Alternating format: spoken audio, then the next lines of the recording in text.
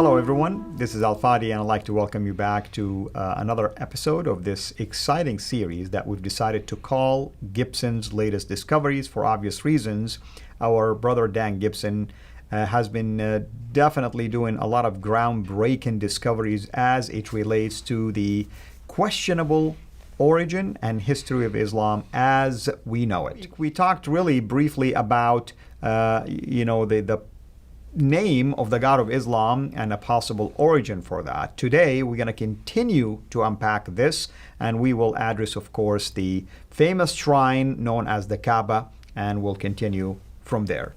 Jay, thank you again, as always, for joining me.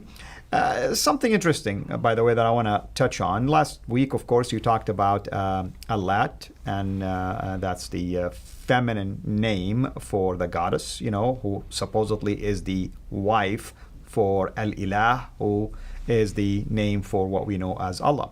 But doesn't this indicate a polytheistic God versus the monotheistic God that we keep hearing about? I knew you would go to that. I knew that you would probably put two and two together, and you're correct.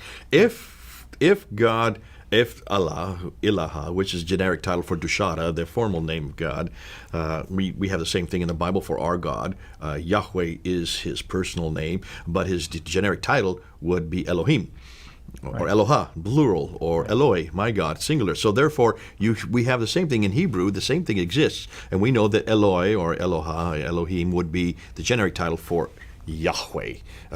So because of that, we can see why when you have Dushara as the formal name, the personal name for God, there's that temple that we showed of of Dushara. His title, Ilaha, as we know, when you put the definite article, becomes Allah, the God.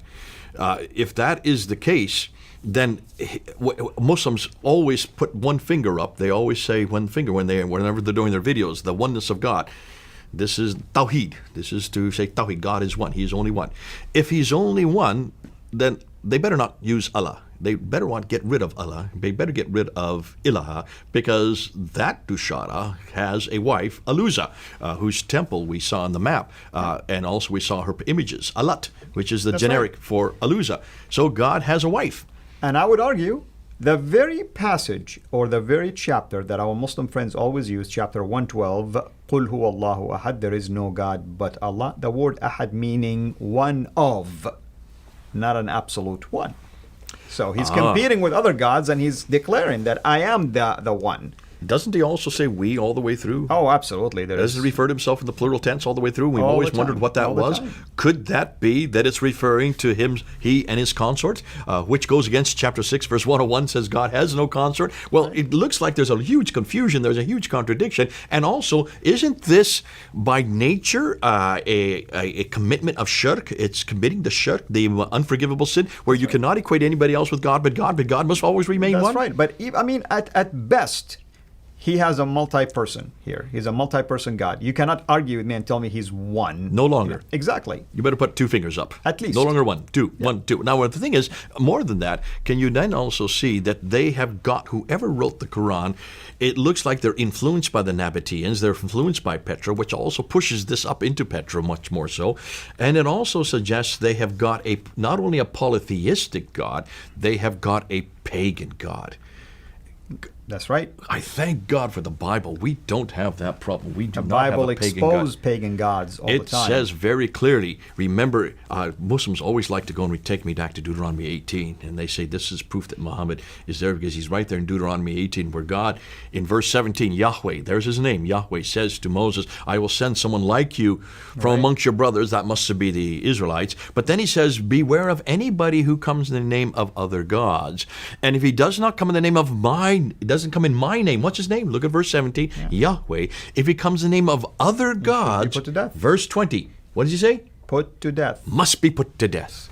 Right. Therefore, if we're going to follow the Bible, which I do and which you do, if they want to go to Deuteronomy 18, verse 19 and verse 20, read all three verses together, we're to put to death anybody that comes in the name of other gods, especially if that God is polytheistic, as we now know Ilaha is with Al-lat, and we also know that God is pagan, and therefore we're not to have anything to do with Allah. And it goes back to the argument I said, recognizing that just calling him Ilah is really not defined. When you add the definite article al, making it Allah, now you're making it sound like He is the one. The one. But still doesn't negate the fact that He represents a team of gods. Certainly Yeah. another one who is his wife, Al-lat, who is also known as Aluza. Now, what I want to do now is move into the next area, and that is the pilgrimage. You have done the pilgrimage. That's why it's so good to have you here, because I want you to really unpack this for us. You were a Muslim. You lived very close to Jeddah. You were right there in the Hijaz. So you come from the same area, supposedly, that this is all gone. So when you did the pilgrimage, you went to the Kaaba, did you not? Yeah, you have to start there, really. You go there and you do certain rituals, of course, and from there, you can go then that night, or at least first thing in the morning, you would end up going, depending, of course, on traffic, and it gets extremely crowded. You would go to Mount Arafat. Supposedly, that's where, after the fall, Adam and Eve ended up meeting. That's why it's called Mount Arafat, the place where they ended up reuniting. And you will stand there, all day, technically speaking, and, praising God and shouting, certain rituals. And then at nighttime, of course, you will go from there, and then the next morning is the beginning of what we call the Adha, celebration, the sacrifice celebration or feast, or the feast of the sacrifice, in memory of who? Abraham wanting to offer his son as a sacrifice. So you start by slaughtering, basically the lamb for what? For the forgiveness of sin, technically speaking, on behalf of yourself and your family.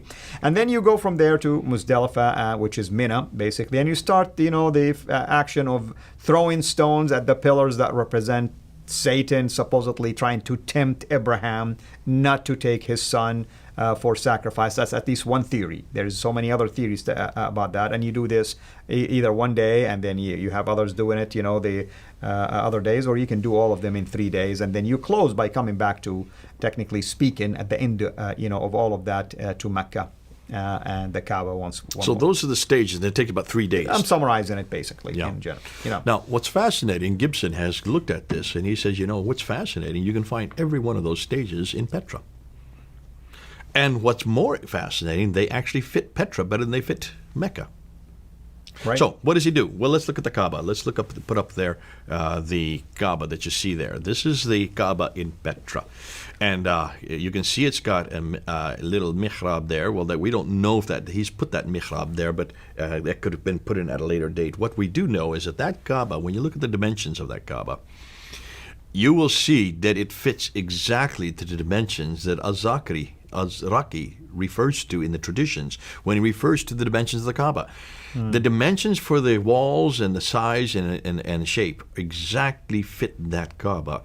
If you look at what Al-Zaki, who is the earliest we see of any reference to a dimension of the Kaaba, they don't fit the present-day Meccan Kaaba. What does that tell you? Interesting. Of course, we're starting to unearth a lot of things that fit this Petra narrative.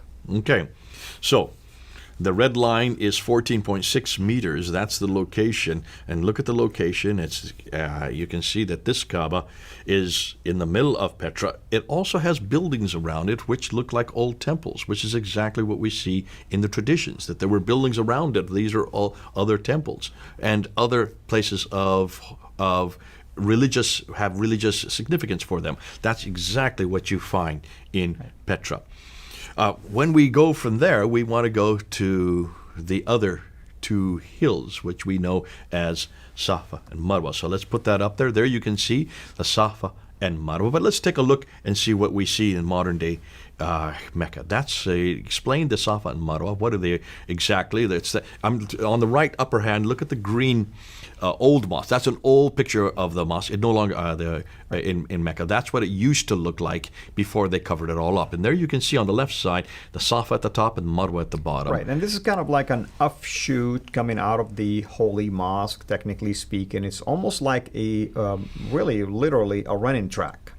You run in one direction between the two mounts, and you turn around and you run again. But usually you walk until you get to a certain point and you start running, and then you walk again, and then you turn around and you walk, then you run, basically, and walk all the way, and you like turn. Fart You do it legs, like we used to do when we were practicing for cross country. Okay, right. So you can see a picture of them doing that there in the bottom picture. There they are with their dress for the occasion. that on the left picture, you can see where the Safa and Marwah are in a more modern rendition. That's what it looks like today. So you can't really see Safa and Marwah. They are not as distinct as the old mosques used to be. That's the Safa and Marwah. But the problem is, what do we know about the story of Safa, and what is going on with Safa and Marwah? What are they exactly? Well, the tradition says that they used to be lovers, and because they ended up desecrating this holy place by having an affair in there, God cursed them and petrified him, basically. One was petrified on one mount and became that one mount, technically, or named after that person. And then the other one also either was in that place or named after him as well. Okay, but then the tradition goes on to refer to Hagar. Yes, where we get to the running part of things is that Hagar, technically speaking, and Ibn Kathir, by the way, talks about this as well, along with other commentators, and Ibn Abbas says that she was there in that area. She had her baby son, Ishmael, with her, and he was crying, he's thirsty, and she really left him over there and walked away from him because she couldn't bear, watch him, being, going through this pain of thirst. And she found this mount, one of them. She went up that mountain to look at the valley to see if there is any water. Makes sense, And, I used to when I grew up, they would tell me she would see a mirage because it was so hot, obviously, and she thinks there's water in there. So she would go down the mountain and run towards what she thought the water is, and she discovered, to her disappointment, there is nothing in there. So she goes up the other mountain and looks the same way, and she did that 7 times, and that's where the tradition comes from. Okay, so that's where they wrong back. It's to commemorate what happened to Hagar in the desert as she's driven out because of this animosity between Ishmael and Isaac, or animosity between Sarah and Hagar. Right. So that's to commemorate that. Correct. Now, what's fascinating, are there mountains there? When you go to the actual location that we're showing here on the screen, this offshoot that is coming out of the Holy Mosque, there is no mountain. There's like a pieces of rock that appears to be part of a mountain, but there is no mountain anymore. You're standing at that level, technically. I would argue if you want to climb that, maybe we're talking, let's say, I will say 10, 15 feet, maybe 20. That's about it. It's not a real mountain, just a side of a mountain. And I'm sure we can find images of this. Anyone can go and Google these things. Okay. Now, so it's not really a mountain on either side, is it? It's just a few rocks. Exactly. Which could have been transported there, which could have been put there recently. Well, it could be natural in there anyway. Either way.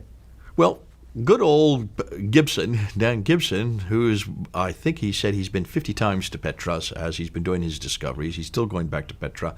He has found where Safa and Marwah are, and there's a picture of it on the right. And what's fascinating, there is now a Christian church and a temple, an old temple that predate Islam, and that the Christian church that is Byzantine church that are on that same mountain. 2 completely different mountains. We only have a picture of one of them here that exactly fit what we're looking for. These are mountains, not just a few little rocks. And you see a valley between them. There's a valley over to the other mountain on the other side. Exactly what you would expect if it was the story of Hagar. And that would be where Hagar would have been. She would not win way down 600 miles further south. How did she get 600 miles? How did she walk 600 miles further south all by herself with the sun? This is much closer. This is right next door. This would be exactly where Abraham comes from. And so you can see, as we saw it earlier, when Abraham comes to her, he then talks to her. Why would he be doing way down in Mecca? He would be much further, further north. There were routes that are identified for her to take on her way to Egypt, and this would have been on the way. Okay. When we come back in the next episode, what I like to do is continue this. I like to go then with the Zamzam well, and then I would like to also go with the Jamarats, or the Muzdalifa. Basically. The stoning and the Muzdalifa. Muzdalifa. So I like to go in and unpack those. But for now, you can see already 2 of the stages that we're looking at. The Kaaba, where they circumambulate for 7 times, and also Marwah and Safa, where they run back and forth 7. That's interesting. 7, the number 7. Why is that significant? There's a lot of things, here about number 7. You circumvent around the Kaaba 7 times, you run 7 times, you do the stoning 7 times. 49, 72, all multiplications of 7. That's right. So there's something about 7, and that we would love to ask and see what the significance is. That's the Jewish perfect number, isn't it? It is. Looks like there has been some influence from Judaism, as we're going to find. Cross-pollination. Look at the prayers in the Quran. There are only 3 prayers. That's the Jewish number of prayers. These other two that they've added on to the evening are only found in the 9th century after 870 with Al-Bukhari. So you can see even that it proves that this is an earlier rendition for an earlier time, much further north, looks like somewhere in Petra. Right. Well, thank you so much, of course, as always. And I hope everyone is enjoying this particular series. Once again, we called it Gibson's Latest Discoveries for obvious reasons. Hopefully you can join us again next time. Until then, have a blessed day. Thank you for watching. Please like our video, and we encourage you to subscribe to our YouTube channel, Sira International. And be sure also to click the bell so that you receive notifications whenever we upload new videos into the channel. And finally, I like to prayerfully encourage you to become a patron through Patreon. Your giving is much needed and will enable us to produce more and more of videos like this so that we can publish them on a weekly basis. So thank you in advance.